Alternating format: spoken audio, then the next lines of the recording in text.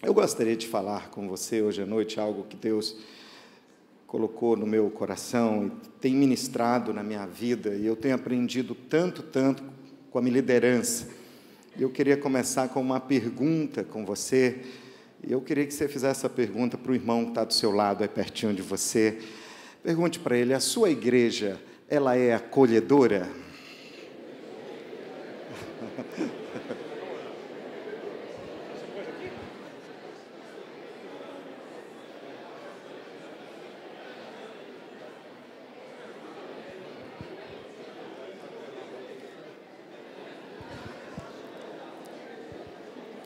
Eu creio que a resposta, você pode dizer para o seu irmão, você mesmo que perguntou, pergunte, melhor, diga para ele assim: sim, a resposta é sim. A sua igreja é uma igreja acolhedora.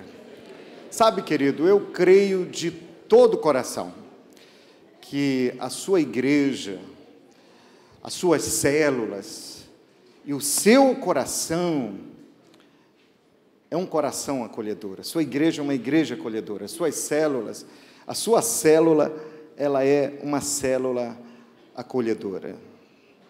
Eu creio que nós temos um desafio muito grande hoje, como igreja, é sermos uma igreja que pode ir ao encontro das necessidades das pessoas nos dias de hoje.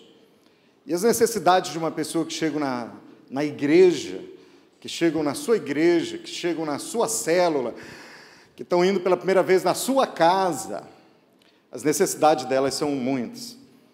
Nós temos os novos convertidos, nós temos os velhos convertidos. No novo convertido, o anseio por uma vida nova, a descoberta de uma esperança que há muito tempo parecia não existir, a esperança de que tudo pode mudar, de que tudo pode ser novo e de que tudo pode ser diferente na vida dele de agora em diante.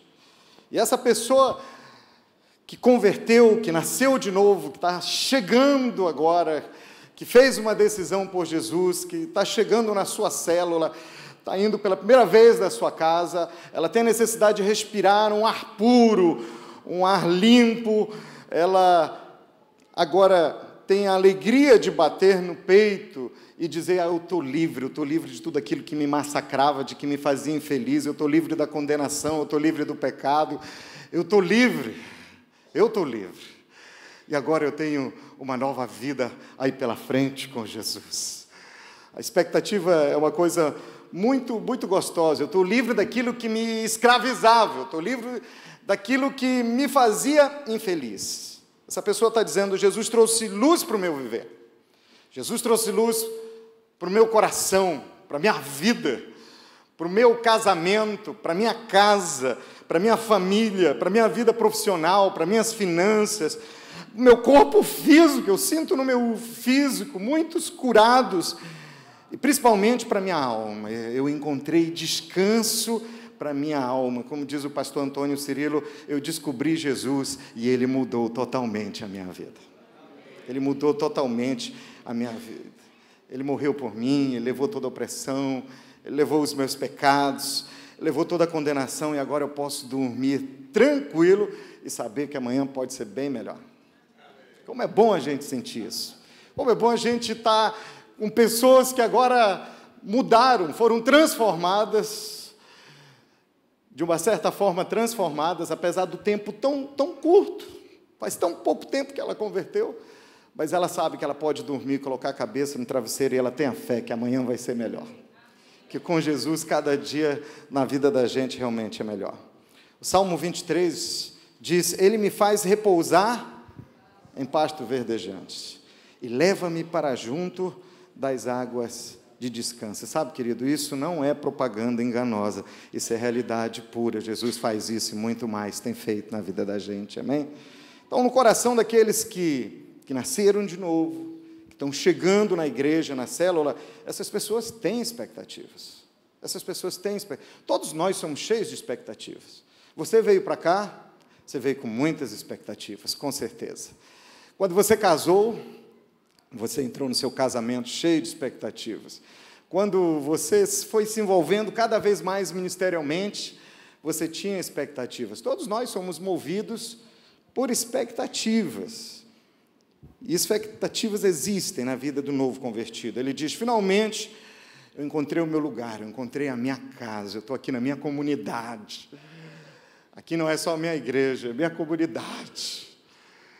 Encontrei um lugar que eu vou ser feliz, aqui eu vou crescer em Deus, e aqui eu vou desenvolver relacionamentos sadios, diferentes dos relacionamentos que eu cultivava lá atrás. Aqui agora, a partir de agora, aqui, tudo vai ser diferente.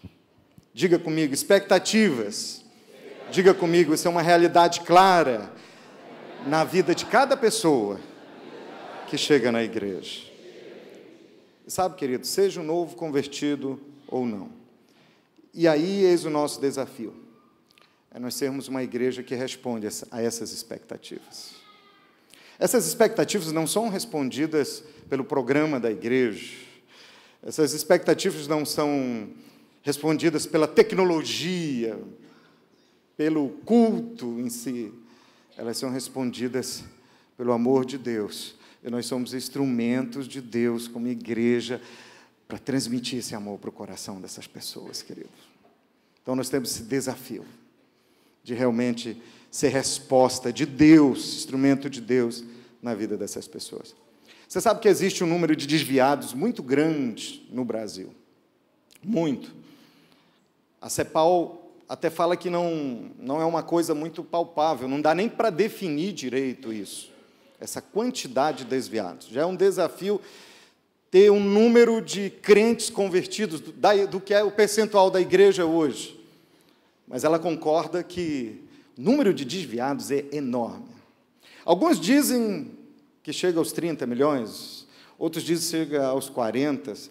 Na realidade, nós não sabemos, mas nós sabemos que é um número enorme. Muitos dizem, existe uma outra igreja aí fora, uma igreja de desviados. Você já ouviu falar muito sobre isso? Mas, com certeza, isso é uma coisa muito triste. Existe um número grande de gente que já congregou numa célula, gente que já foi numa igreja, gente que já veio à frente, fez uma decisão e hoje não está mais na casa do Pai. Eu estava vendo uma pesquisa, eu quero compartilhar um pouquinho dessa pesquisa com você, que eu estava lendo, que mostram alguns dos fatores que mais desanimaram as pessoas na fé e que estão desviadas. Eu não posso garantir 100% da exatidão dessa pesquisa, mas foi uma pesquisa que eu vi.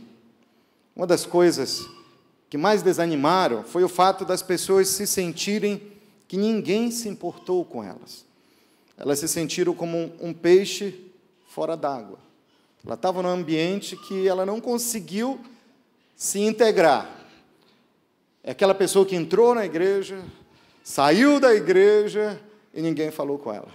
Ela passou despercebida. E o tempo foi passando e ela não conseguiu desenvolver relacionamentos ali. E ela foi desanimando e se sentindo um peixe fora d'água. E as pressões lá fora do mundo, juntando com isso, fez com que essa pessoa se afastasse. Essa pesquisa que eu estava vendo mostrava que entre 60% e 70% dos desviados, eles não receberam qualquer visita de líderes ou de membros quando decidiram abandonar a fé, quando decidiram sair da igreja. Entre 40% e 30% receberam de 1 a 3 visitas, que se revelaram, na maioria das vezes, uma visita de cobrança ou de condenação. E a maioria dos desviados, isso aqui é muito triste, a gente tem que entrar em crise por causa disso. Acima de 50% dos desviados é afetado pelo ressentimento com a sua liderança.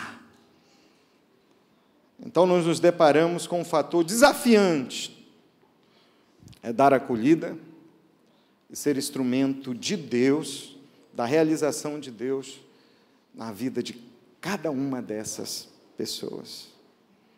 Então, querido, isso é um quadro muito triste, e nós, como igreja, nós temos que nos preocupar com isso também. Eu creio que isso é algo que dói no coração de Jesus. Ele pagou um preço por essas vidas, por por essas pessoas. E nós temos que, como disse o pastor Paulo, com muita propriedade, Deus falou tanto comigo, nós temos que quebrar o vaso por causa do amor de Jesus, e que esse vaso seja derramado como adoração ao Senhor e possa ser esparramado para trazer de volta essas pessoas. Eu creio que seu coração é movido por isso.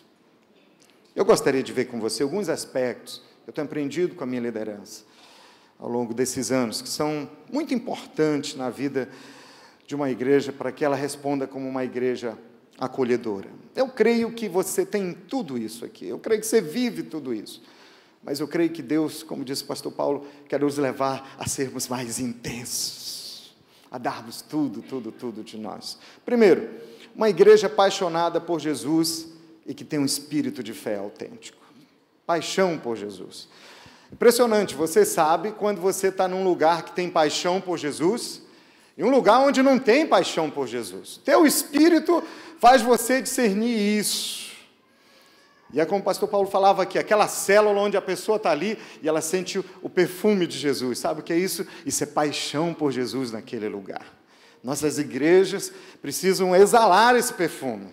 As nossas células, a sua célula tem que exalar esse perfume, um perfume de paixão por Jesus, de ser apaixonado por Jesus. E quando a gente é apaixonado por Jesus, a gente tem um espírito de fé autêntico. Espírito de fé de que tudo pode mudar, de que tudo pode ser novo, de que tudo pode dar certo na vida de uma pessoa. Isso tem dado certo na vida da gente, funciona na vida da gente, é realidade na sua vida.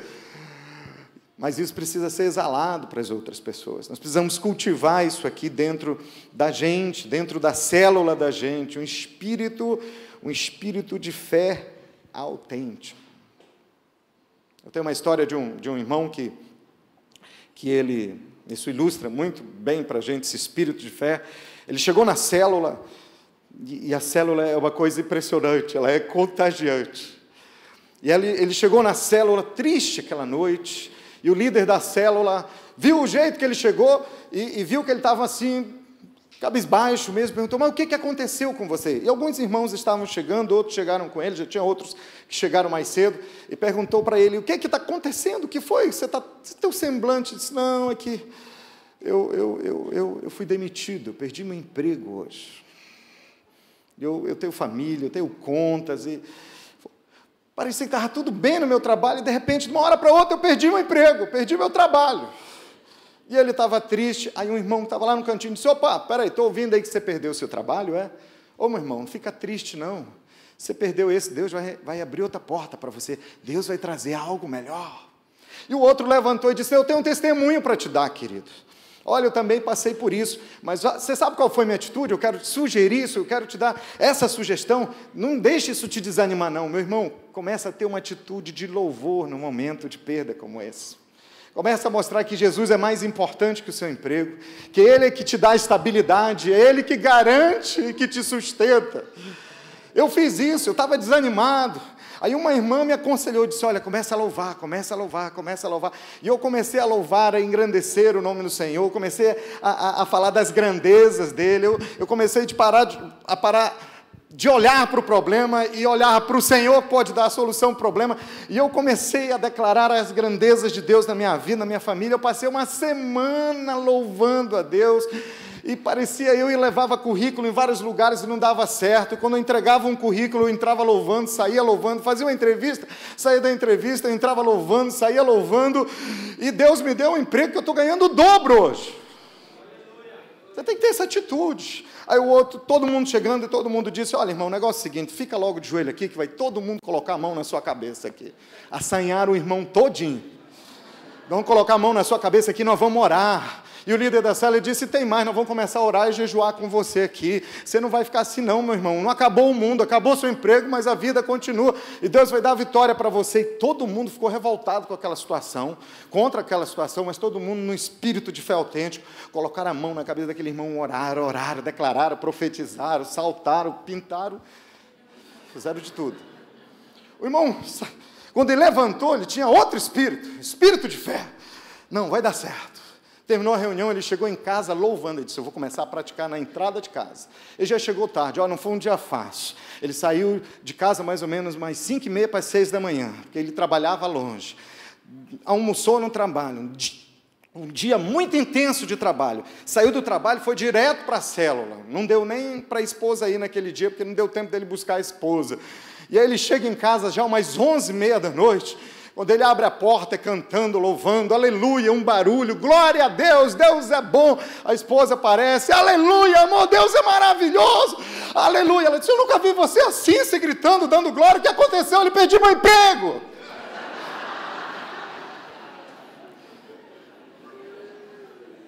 Não entendeu. Eu disse, você está louco, né?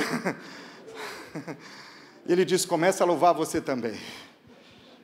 E para encurtar a história, passou um mês e a coisa não estava fácil para ele. Mas toda semana que ele ia na célula, ele não ouvia outra coisa, continua louvando, exaltando, Deus tem o melhor para você. Um dia ele recebe uma ligação, é uma prima que ele não falava com ela fazia uns 7 anos, dizendo, eu soube que você faz tal coisa, nós estamos precisando de alguém aqui na empresa, amanhã de manhã dá para você vir, nós precisamos de alguém com seu perfil, você pode vir aqui? Ele disse, eu vou. Que horas? 9 horas, 7 horas da manhã ele já estava lá. À noite, ele foi para a célula. Ele disse, eu quero a palavra, queridos, porque eu queria testemunhar. Fui chamado para uma entrevista de emprego hoje, eu quero dizer para vocês que eu estou com um novo trabalho. Só que é um trabalho que eu vou ganhar 3 vezes mais. Eu vou trabalhar 2 horas a menos por dia e agora eu tenho tempo até para estar fazendo alguns cursos na igreja, porque eu vou ser um líder de célula. Mas por causa de um espírito de fé, autêntico. Nós precisamos ser ousados. Todas as vezes nós temos ousadia para nós, líderes, mas essa ousadia tem que ser uma ousadia geral. Paixão por Jesus traz essa ousadia. Quebrar tudo. Diga para o seu irmão, vai quebrar tudo.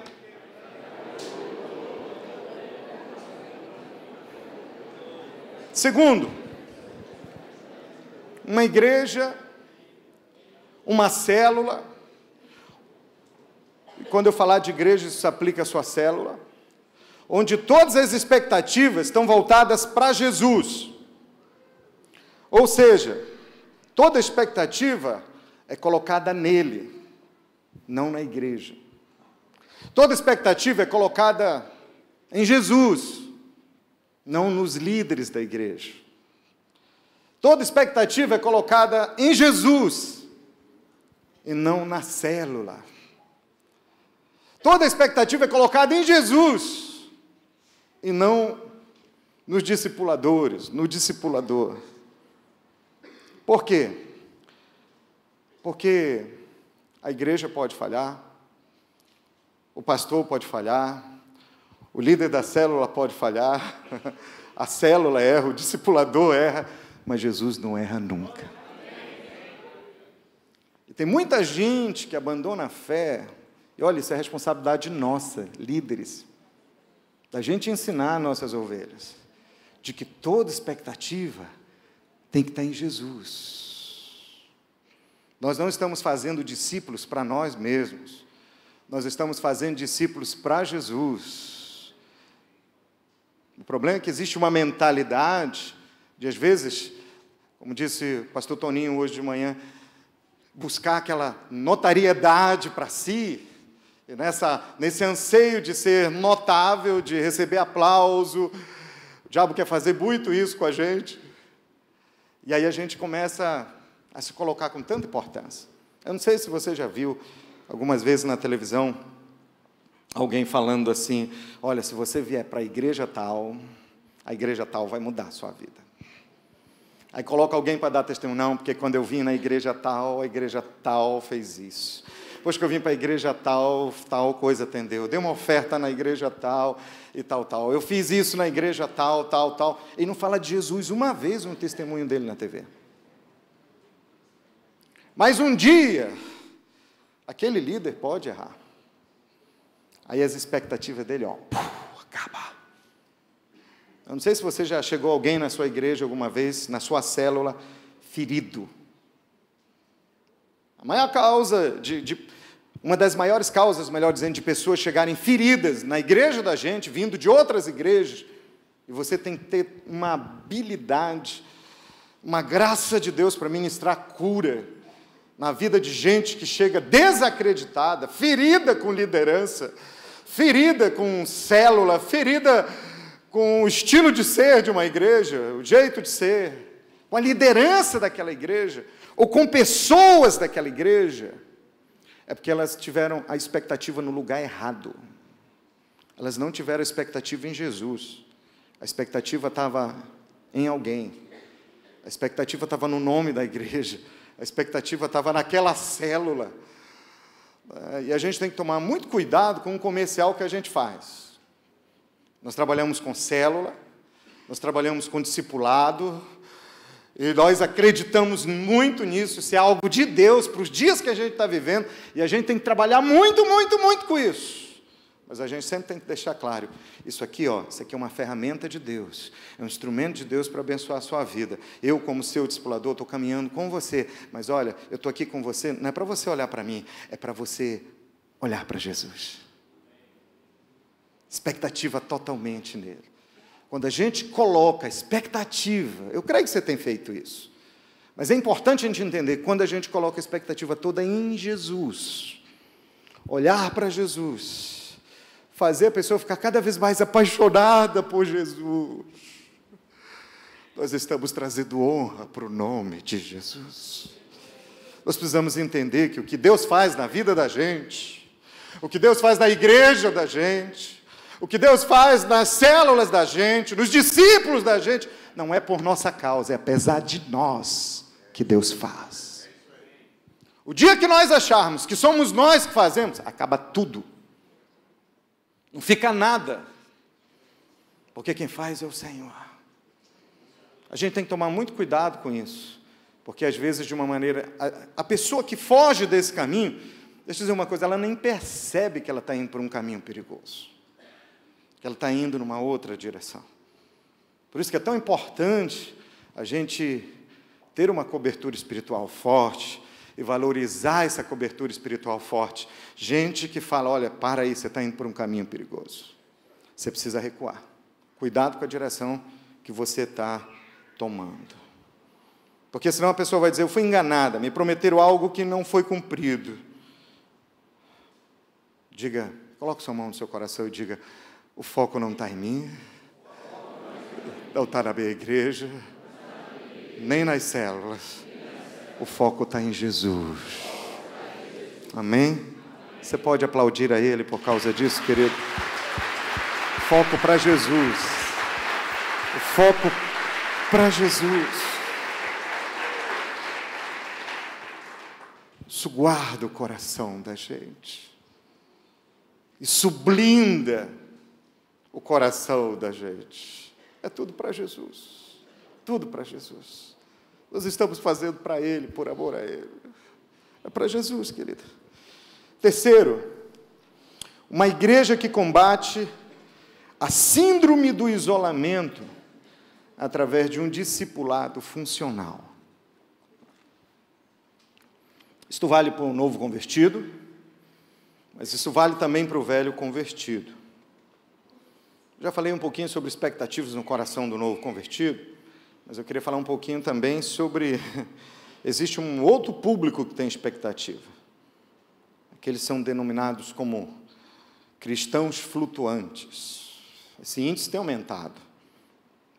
É triste. Gente que passa de igreja em igreja e procurando um local e dizendo que ainda não encontrou. Eu já conversei com vários pastores desesperados, que eles dizem, eu não sei o que eu faço com essa turma que vem de outras igrejas. Tem gente que está descabelada, tem gente que nem cabelo mais tem por causa disso, na cabeça, do desespero que dá. Eu trabalhei num banco que hoje é considerado um dos maiores bancos do Brasil. E lá nesse banco, eu estava vendo, quando eu estava trabalhando, eu percebi algo. Bom, como precisar de um novo funcionário. Então, chamavam várias pessoas indicadas para entrevistas.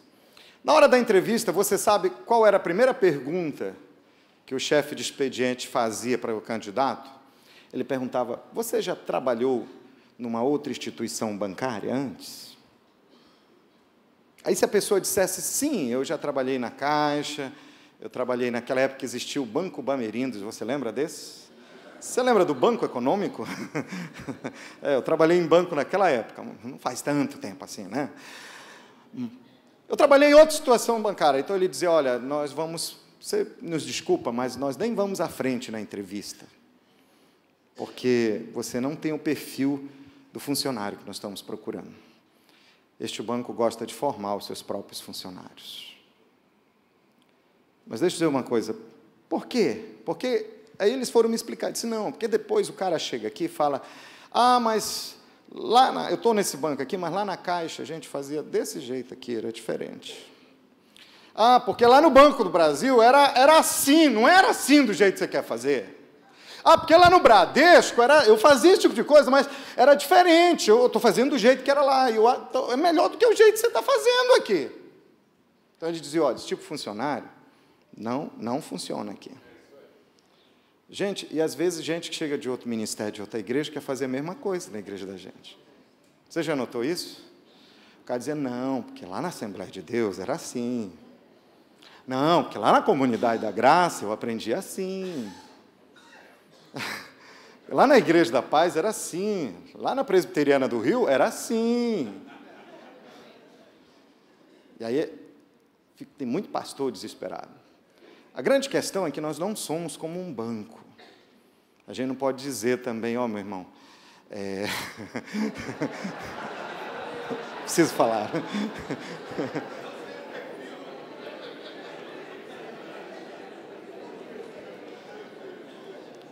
Eu quero ver Juízes, capítulo 18, com você, bem rapidinho.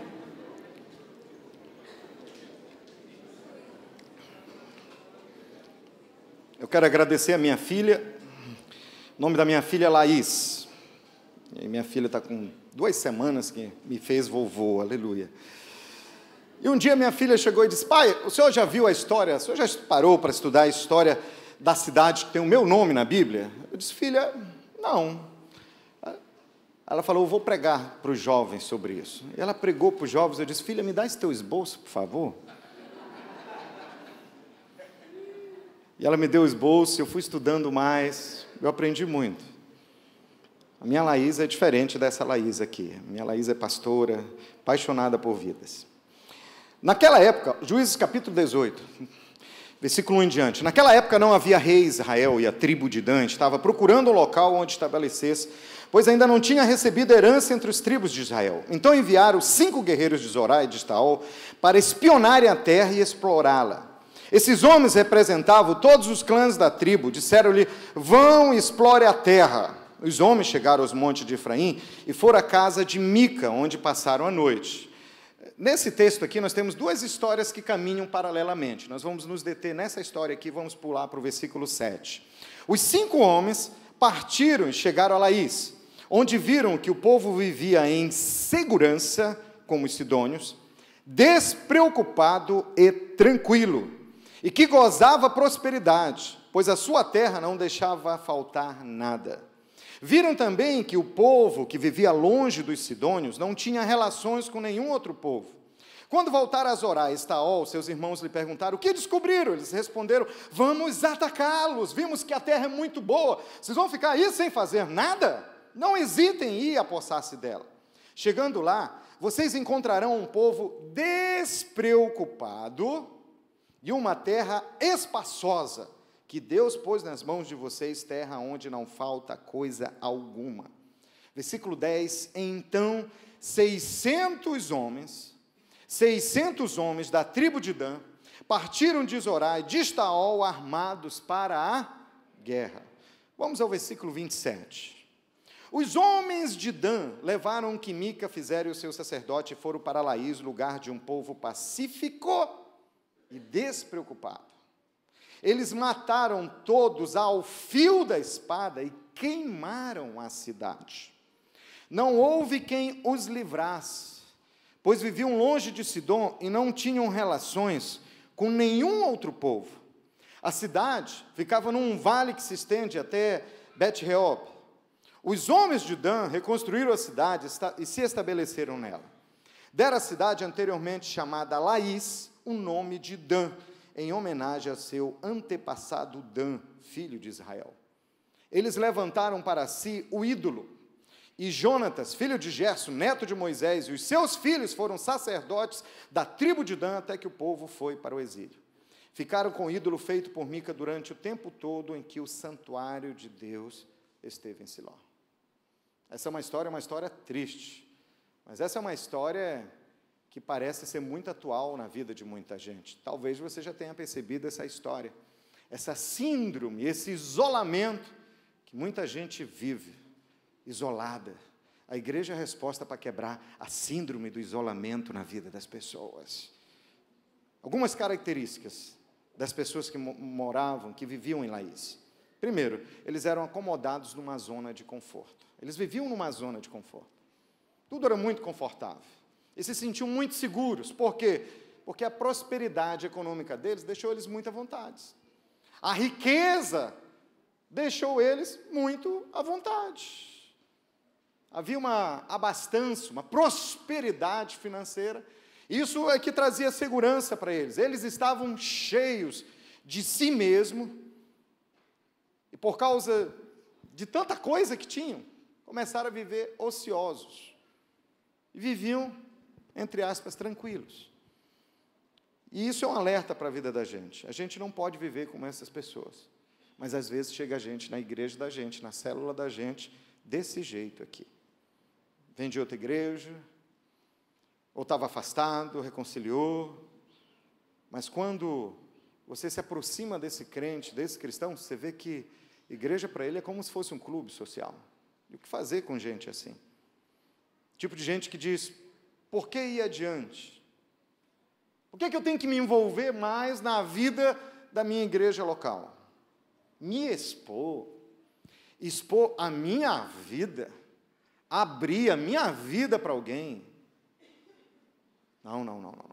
E às vezes a gente encontra pastores desesperados. Nós já passamos por esse desespero. Me lembro quando nós começamos, o pastor Ibe mudou para Fortaleza, 2005, 2006 nós inauguramos a igreja.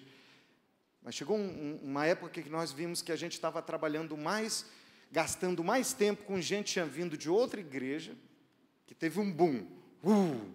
Muita igreja nova, vamos para lá. E quando nós vimos, nós estávamos quase que desesperados, correndo e tirando tempo, resolvendo problema com essas pessoas, enquanto que os novos que nós ganhamos, nós estávamos gastando um tempo tão pouco com eles.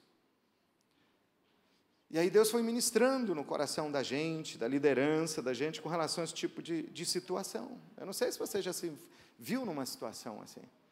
Mas sabe, querido, esse texto diz que esse povo de Laís, eles eram como os sidônios. Esse era o referencial deles. Olha só que coisa perigosa. Quem eram os sidônios? Os sidônios eram um povo imoral, um povo idólatra, adorava o Baal. Então faltava uma identidade própria. A identidade de Cristo neles. A expectativa não estava voltada para Jesus, estava voltada para as coisas, para a estrutura das coisas. Outra coisa que a gente vê é que eles viviam isolados. Eles não desenvolviam relacionamentos. A célula é uma benção, porque a célula assegura os relacionamentos, graças a Deus. Mas eles estavam tão cheios de si, que eles achavam que não precisavam de ninguém. E eles viviam como uma ilha, eles viviam sozinhos. A Bíblia fala sobre isso, que eles não demonstravam preocupação sequer com os vizinhos.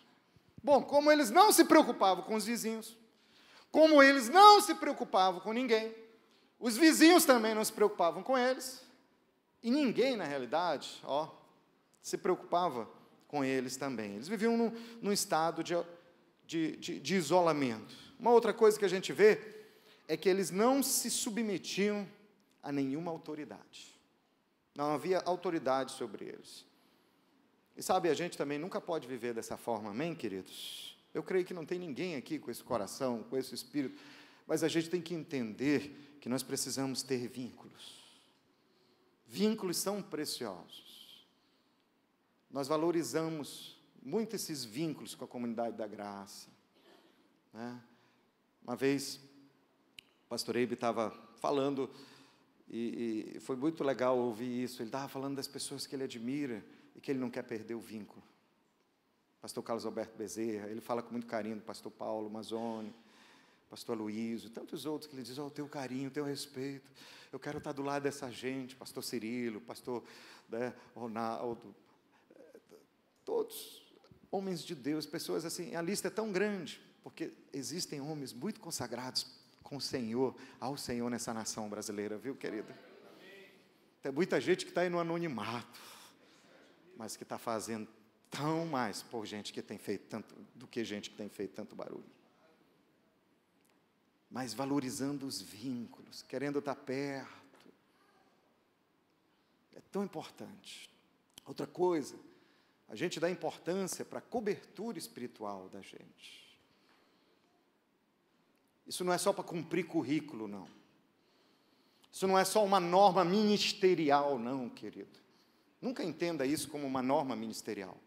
Não, porque faz parte das normas da igreja. Tem que ter um líder, tem que ter uma cobertura, tem que ter um discipulador. Querido, discipulado, cobertura espiritual é instrumento de Deus para a nossa cura e para a nossa proteção. Para a nossa cura e para a nossa proteção. Presta conta da minha vida. Pedir ajuda por causa de uma tentação. Diga para o seu irmão: é melhor você confessar a tentação.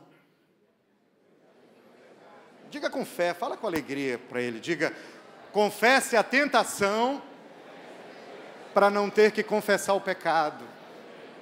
Querido.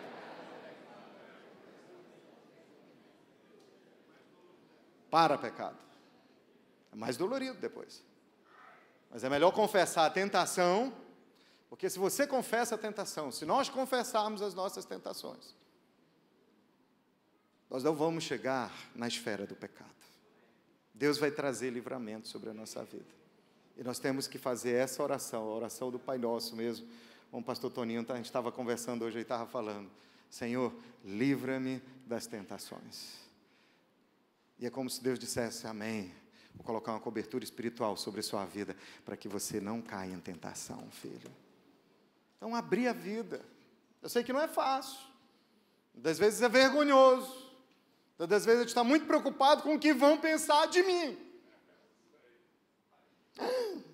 Irmão, não pensei que você ainda estava nesse nível? Você é tentado com esse tipo de coisa?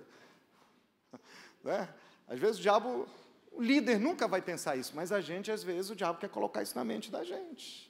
Não vou falar, que isso passou na minha mente, que eu tive esse problema aqui com os meus olhos, que eu estou nesta cobiça.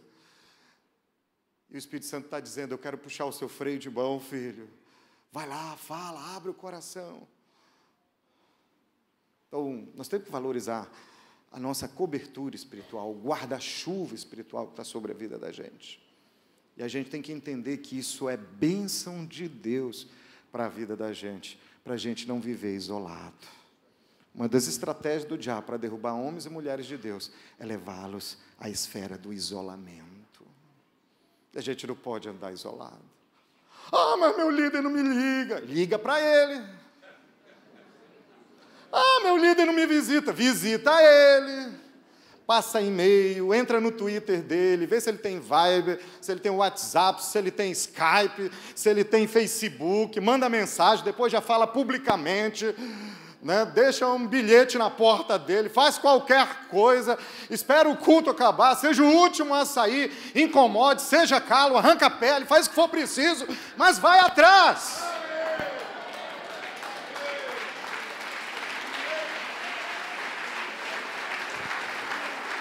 Deixa eu dizer uma coisa para você. O novo convertido, a gente vai atrás. Essas pessoas que se desviaram, nós temos que ir atrás de todas, querido. Que Deus mobilize o coração da gente, aumente a compaixão do coração da gente por causa dessas pessoas. Mas deixa eu dizer aqui nós não estamos em nível de novo convertido, não. Aqui todo mundo é velho convertido, eu imagino. Irmão, O tempo da chupeta já passou. O tempo da fralda já passou. Nós não podemos mais querer ser mimado.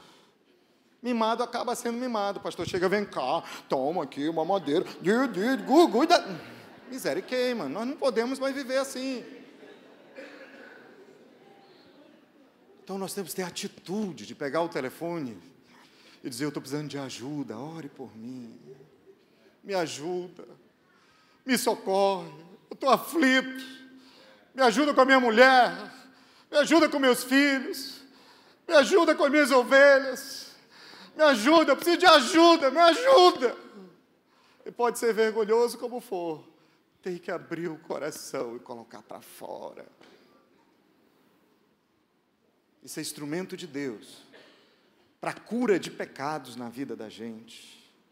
Isso é instrumento de Deus para livramento na vida da gente. Fuja da zona do isolamento. Alguém pode até dizer, mas eu estou cercado de muita gente, eu sou um líder de célula, na realidade eu sou até um supervisor, eu tenho muitas células e muitos líderes, eu sempre estou com gente, mas às vezes ele está com muita gente ao redor, mas o coração dele está isolado. Deixa eu dizer, o próximo passo é se isolar de Deus, perder o temor. Nós precisamos valorizar a cobertura espiritual, a liderança que Deus tem colocado na vida da gente. Amanhã eu quero falar um pouquinho mais sobre isso. Mas a Bíblia mostra que eles viviam sem cobertura espiritual, sem governo, sem prestação de conta. E o triste do fim dessa história é que eles foram vencidos facilmente. Um exército, gente, olha para cá, 600 homens no exército. Os exércitos daquela época eram gigantescos. Os exércitos daquela época eram 3.000 homens. Você lê a história, você vê na Bíblia. 5.000 homens, 10.000 homens, 15.000 homens, 70.000 homens, 100.000 homens. Faziam parte do exército. Aqui, 600 homens. Porque o isolamento, ele não gera resistência. 600 homens dominaram, destruíram e queimaram tudo. Mataram todos, acabou tudo. Porque viviam na zona de isolamento.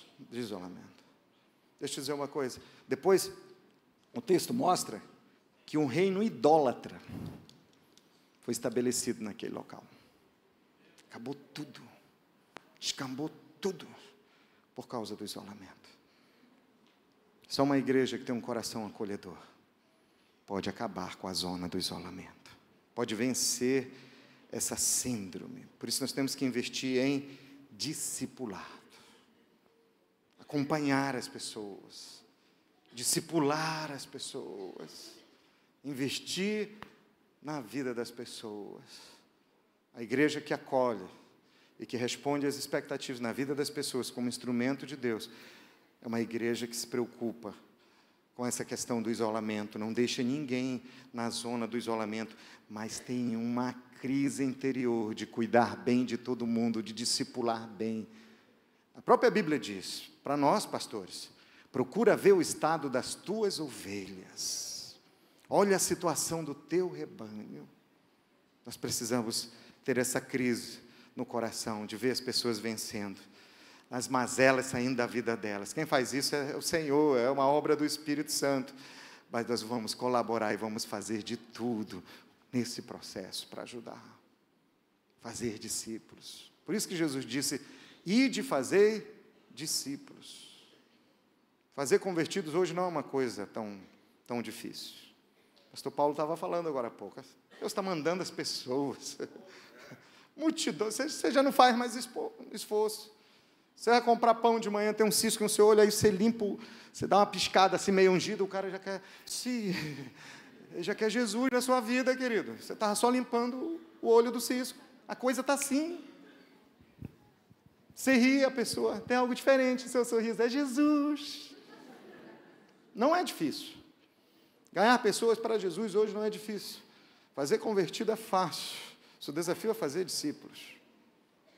Porque discípulos gera transformação e frutificação duradoura na vida das pessoas.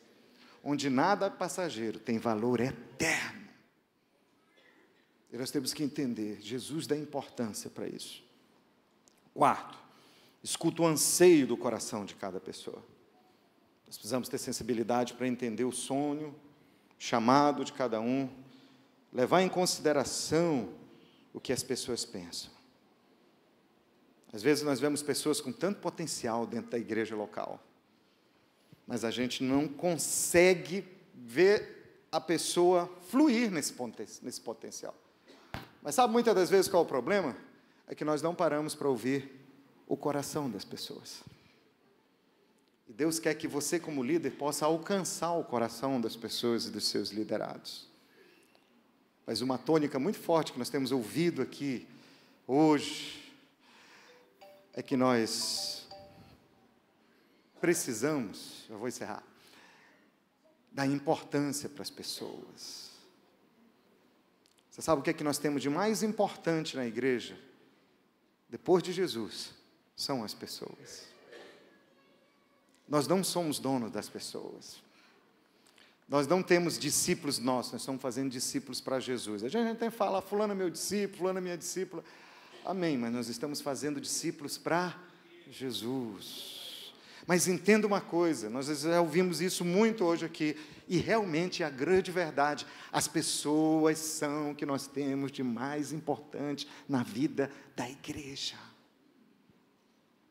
Nós temos som, temos telão, temos luz, temos um tremendo louvor, temos equipamentos, nós temos ministérios tão fortes, tão atuantes. Tudo isso é muito bom e a gente não despreza nada disso. Ai da igreja se a gente não tivesse essas coisas. Mas a gente não pode valorizar mais processos do que pessoas. Nós não podemos sacrificar as pessoas em favor do bom andamento dos processos. Nós temos que entender que tem coisas e tem pessoas. Tudo isso aqui dá para a gente conciliar e viver em harmonia, desde que a gente tenha a ótica correta de que o mais importante são as pessoas.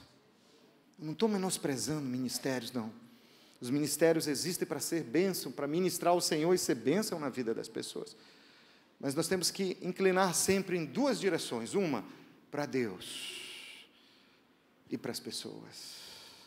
O Senhor em primeiro lugar na vida da gente. E depois, as ovelhas que o Senhor Jesus tem nos dado. Deus e as pessoas. Se você estiver bem com Deus, se você estiver bem com as pessoas que estão mais próximas de você, se você estiver bem com a sua família, pode vir o que vier, você passa adiante. Deus e as pessoas. Quinto, eu encerro com isso aqui. Me dá mais 2 minutinhos, tá, Osmar? Uma igreja acolhedora, ela tem uma liderança acolhedora. Acolhedora no sentido de cuidar bem das pessoas. Você já foi num local onde você foi bem atendido? E se eu te perguntar, você pode lembrar de alguns locais onde você foi bem recebido.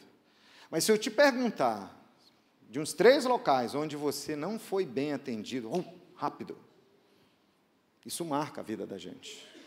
Supermercado, posto de gasolina, loja de roupa. Onde você é bem atendido, você volta sempre. Por quê? Porque nós temos essa necessidade de sermos bem recebidos, de sermos bem acolhidos. E nós precisamos ser liderança acolhedora. A igreja tem a cara do seu pastor, já vimos isso aqui. Então, se o pastor tem um coração acolhedor, um coração cheio de compaixão, de amor pelas pessoas, ele vê as pessoas como algo mais importante que tem ali dentro da igreja local, o rebanho vai ter esse coração também. Então, entenda, nós temos uma responsabilidade muito grande como líderes com relação a isso aqui. Sua igreja, sua célula, só vai ser uma célula acolhedora se você, como liderança, for acolhedor. Você tem um coração acolhedor? Você está disposto a colocar as pessoas na frente das coisas? Na frente dos programas, na frente de ministérios? Você está disposto a ir atrás de gente que já deu muito trabalho? Dia desse nós recebemos uma pessoa na nossa igreja, aí nós ligamos para o pastor da igreja, porque ela falou, olha, eu estou abençoado, mas a gente tem um carinho muito grande por aquele pastor, e telefonamos para ele, disse, olha, nós estamos recebendo uma pessoa da sua igreja, mas a gente quer ter certeza de que você realmente abençoou ela para vir para cá. Ele disse, está super abençoado, fica com ela, por favor.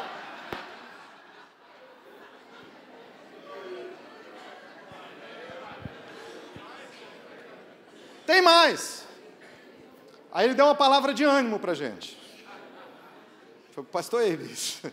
Ele disse, ela vai te dar muito trabalho. Você sabe o que aconteceu?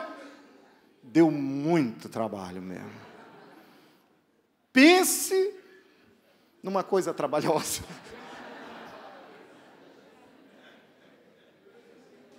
Nós derramamos amor, correção na hora de corrigir, firmeza na hora de ser firme. Porque você tem que usar aquela estratégia do sanduíche, né? Você conhece, né? Sanduíche é pão, carne e pão. É igual seus filhos quando você disciplina em casa. Né? Errou, vem cá, papai te ama, muito amor e carinho, papai te ama, e você errou nessa área, mas como o papai te ama tanto, papai vai ter que te corrigir. Aí, ó, carne nele, pá. Disciplina. Pai disciplina o filho que ama. Aí ele chora, aí depois mais pão, vem cá, eu te amo. Ovelha a gente tem que fazer assim também, gente. O problema é que tem muita gente que é estúpida, né? É grossa. Já chega com um paulete desse tamanho, arrebentando com tudo.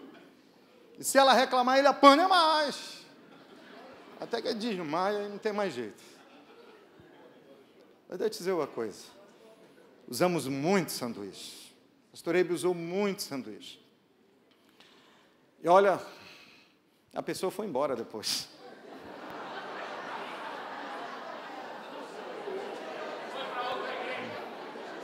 Foi para outra igreja.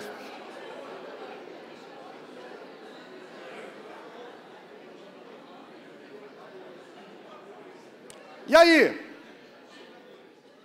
Qual é a nossa postura? A gente vai receber uma outra ligação e vai dizer, ó, fica com ele, fica. Olha, ele vai te dar trabalho aí. Você sabe o que o meu pastor me disse na nossa reunião de presbitério? Disse, eles estão com a atitude super errada. Mas deixa eu dizer uma coisa, eu ainda tenho fé no meu coração que eles vão voltar. Aí tinha uns pastores lá que ficaram olhando, Senhor, será que eles devem voltar mesmo?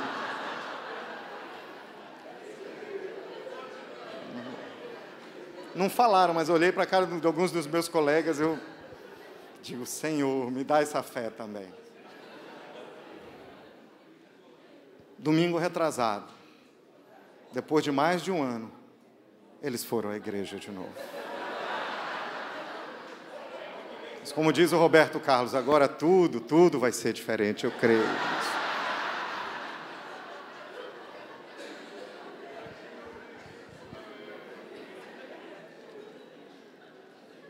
Deixa eu te dizer uma coisa. É engraçado e é triste também. Porque a gente volta para o primeiro ponto, um espírito de fé com relação à vida das pessoas. Se nós, como líderes, não tivermos uma postura, uma atitude de fé com relação a essas pessoas, entre aspas, rotuladas de problemáticas, quem é que vai ser a esperança de Deus na vida delas? Se a gente, como liderança espiritual, como pastores, cuidadores de ovelha, tivermos essa mentalidade de que ninguém pode mudar, no natural, gente, não pode mesmo. Você olha para a situação, você olha para a pessoa, você vê aquele coração, e olha, a pessoa tem má atitude com a liderança, tem má atitude com você. Mas aqui é que está o nosso grande desafio. É que quando a gente quebra o vaso e dá tudo para Jesus, a gente dá essa rejeição mórbida. A gente entrega isso, a gente vai para a cruz. Pode bater, pode xingar, mas eu vou ver Jesus prevalecer na sua vida. Nós temos que aprender a separar as pessoas dos problemas. Atitude errada. Mas a pessoa preciosa. E nós temos que ter essa esperança de fé. Teve atitude errada, tratou mal todo mundo aqui, inclusive a mim. Mas lá no fundo, Deus tem que me inspirar a ainda ter uma atitude de fé com relação àquela pessoa. Porque se da minha boca, líder, que sou profeta de Deus, sair palavra de maldição para a vida dela, imagina o que vai acontecer com ela. É o que o diabo está esperando. Ele está ali, ó. O radinho dele está ligado na sua sintonia, só esperando você dar a palavra-chave. Mas ele fica desesperado. Como diz o pastor Ibe, os demônios cometem suicídio. Ficam todos endemoniados. Quando da sua boca sai uma palavra de mudança, de transformação, ele vai voltar e ele vai ser liberto, ele vai ser transformado por Jesus. O pai do filho pródigo ia lá fora e olhava, meu filho tem que vir, não vejo a hora dele voltar. Você acha que ele não estava ferido? Você acha que ele não sofreu? Você acha que ele não foi decepcionado? Você acha que não doeu, que ele tirou de letra aquilo? Não, doeu. Ele viu muita gente falando, muita gente criticando. Ele viu o irmão insatisfeito. Quantas noites o irmão não passou pela porta do quarto e viu o pai ali de joelho, com a cara no chão, dizendo: Deus, onde estiver meu filho, guarda ele e traz ele de volta.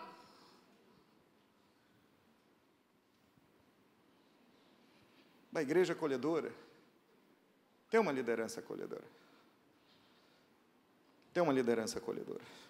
A liderança que acolhe as pessoas, que tem boa atitude diante das ovelhas, que pede perdão para as suas ovelhas. Isso é uma virtude de Deus que a gente precisa ter na vida da gente. Eu creio que você tem, na realidade eu creio, mas eu te dizer, a gente tem que ter muito mais. Pedir perdão.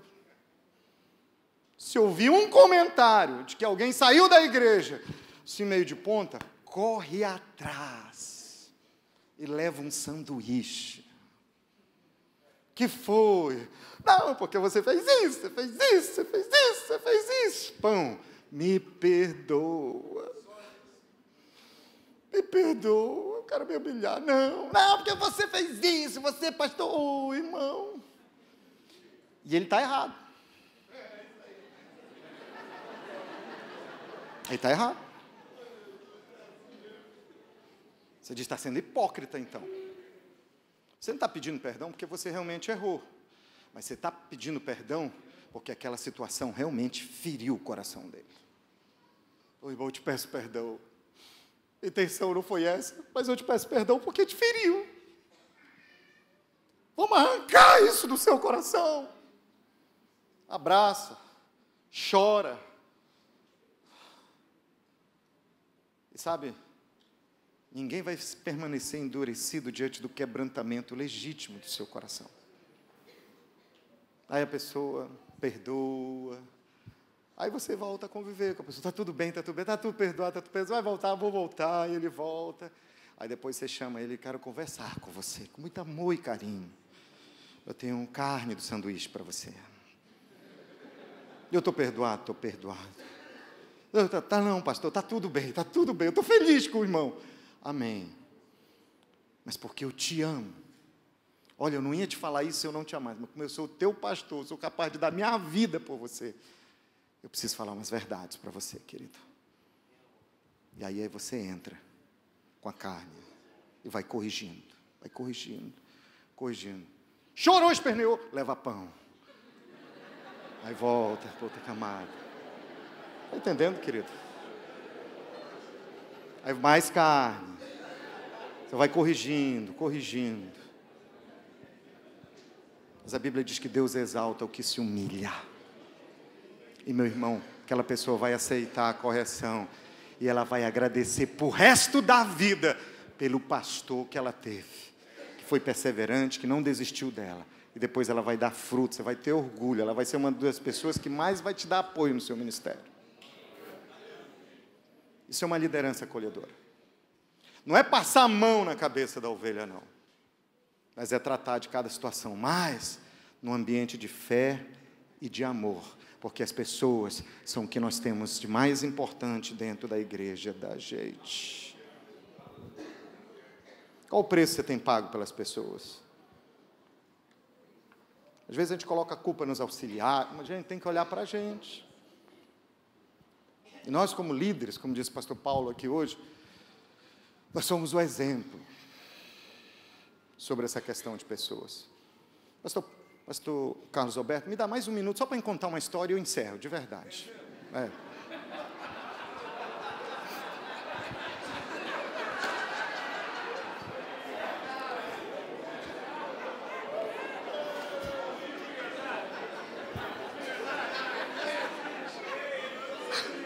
verdade. É verdade.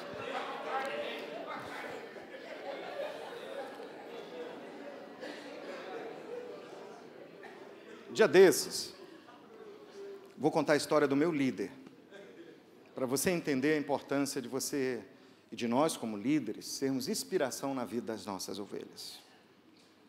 Quando nós mudamos para Fortaleza, todos nós começamos a trabalhar com células. Pastores, zeramos, todos nós pastores. E o pastor Eibe tinha uma empregada doméstica, uma secretária, estava afastada dos caminhos do Senhor, ela reconciliou, e ele foi abrir uma célula na casa dela, na favela. Pastor Toninho, um princípio que eu vi acontecer, é que quando nós nos importamos com os pobres, Deus vai mandando os ricos. Impressionante isso, né? Tem gente que fica obstinada, querendo ganhar os ricos. Não, você vai cuidar bem dos ricos e vai levar o amor de Jesus para eles. Mas existe uma recompensa se você cuidar dos pobres. Deus vai mandando peixe grande, financeiramente, para a sua igreja, que vai ser um mantenedor da obra de Deus, com muita generosidade. Impressionante. Mas deixa eu falar. Começou a célula lá. E ele tinha um discípulo, o nome dele é Marcelo, ele me deixa falar publicamente o nome dele. O Marcelo, ele era alcoólatra e vivia drogado.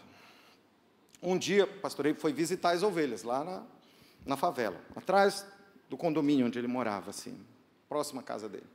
Tinha uma roupa mais simples, tudo, entrou lá, e foi na casa do Marcelo. Cadê o Marcelo? Aí disseram, o Marcelo voltou a beber, está lá no bar.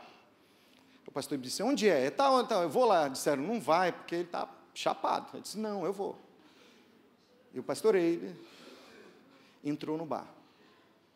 Quando ele entrou no bar, isso não faz muito tempo não, viu, gente? Isso foi 2006 para 2007.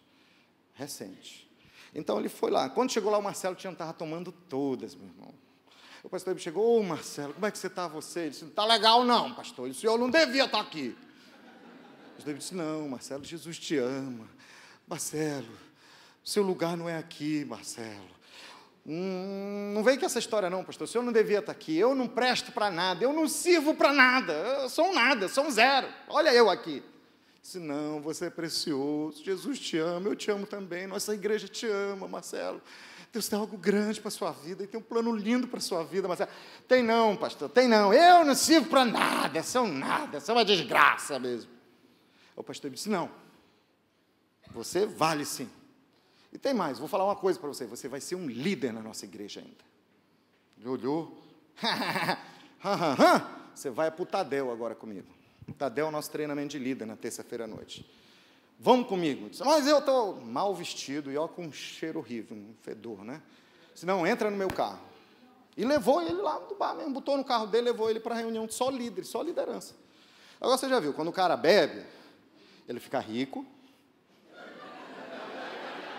ele fica valente, fica garanhão, fala muito. E o Marcelo começou a falar alto lá, e o que os irmãos fizeram? Naquela época a nossa igreja ainda não tinha ar-condicionado, então tinha uma parte lá fora, que tinha uma entreliça de madeira, e quem estava fora, né, num batente, dava para enxergar tudo que acontecia lá. Então disse, Marcelo, com muito amor e carinho, vamos sentar aqui, você assiste daqui. Aí eu passei, fui lá fora ver como é que estava tudo, se tinha criança correndo. Quando eu cheguei, está o Marcelo sentado, num batente assim. O Marcelo estava sentado. Aí eu cheguei lá e falei, ô Marcelo, tudo bem? Como vai você? Ele disse, tá bom não. Aí quando ele falou não tá bom, irmão, tomei umas 3 doses de uma vez só. Aí eu perguntei, Marcelo, como é que você está? Não tá bom não. Eu não presto para nada. Eu não valho nada. Aí ele pegou, apontou o dedinho lá para o púlpito, o pastor Eibe estava pregando. E ele disse assim, você está vendo aquele cara que está ali? Eu não valho nada. Mas aquele cara acredita, Ibi. Ele me ama. É por isso que eu estou aqui bêbado. Mesmo bêbado. Ele disse que eu ainda vou ser um líder aqui. Ele me ama. Eu olhei para o Marcelo. Eu olhei para o meu pastor. E no meu coração eu fiz uma oração. Eu disse, Deus, me dá esse coração. Eu preciso desse coração, Senhor. Eu não tenho esse coração. Onde as pessoas são mais importantes. Deus ministrou tanto na minha vida, eu louvo a Deus porque Ele deixou eu ver aquilo. E eu não falei mais nada para Ele. Terminou o culto, depois de falar com todo mundo, tarde da noite, o pastor aí pegou ele e deixou em casa. Dia desse, não faz tempo, foi ano passado, o ano retrasado, eu ia para casa, terminou o culto, disse, pastor, ele me dá uma carona. Aí disse, tá bom. Entramos no carro, o telefone dele tocou. Churrasco? Eu vou, não posso perder, vou estar lá. Eu disse, churrasquinho, né, pastor? Eu disse, pois é, querido, é um almoço que vão dar, é um churrasco que eu não posso perder. É a consagração do Marcelo como líder de célula. E aí o Marcelo se tornou líder de célula. Ele casou. E agora ele é o diretor, e nós somos mantenedores como igreja de 2 casas de recuperação que está sob a direção do Marcelo.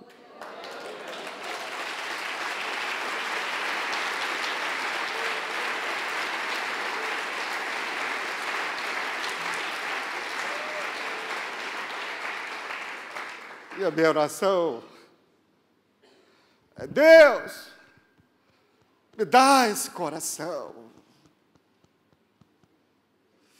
Me dá esse coração de um líder que tem um coração acolhedor. E com o amor da cruz, acolhe as pessoas. E aí sim vem libertação e transformação.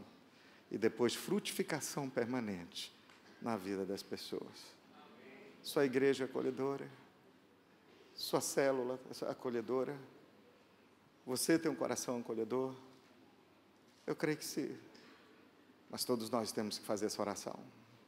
Deus, faz sentir no meu coração aquilo que tu sentes do teu. Apesar de ter uma igreja tão grande, mais de 500 igrejas para supervisionar, ser convidado para pregar no Brasil todo, no exterior. Meu líder estava lá, da favela, investido no trocado. Porque essas coisas grandes demais, eu lhe fascino o coração. São as pessoas que têm que ser a fascinação do ministério da gente.